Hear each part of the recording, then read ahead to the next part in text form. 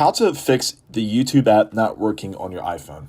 So if you're having issues with your YouTube app, it's real simple to try and make it work with a couple little tricks here. So what you can do, if your YouTube app is open, you can go ahead and close it down. So you can force stop it by swiping up slightly, and that way you can close the app, and then next time when you go on, it's actually restarting. That usually will work.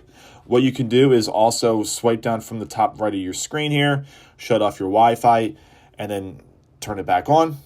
What you also can do is go into your U section at the bottom right-hand corner here and just sign out of your actual YouTube account. Make sure you are able to log in. Sometimes with multiple users, you may have an issue, so you can either switch account or just sign out completely. Another trick you can do is coming out of the YouTube app and go to your settings. And from your settings, you want to go to where it says General and then go to your iPhone storage. So from here, what you can do is go ahead and search down here for YouTube.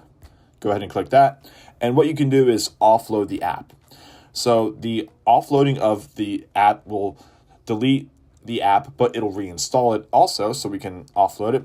And this is going to force YouTube to delete the app, but also just give you the newest version it possibly can.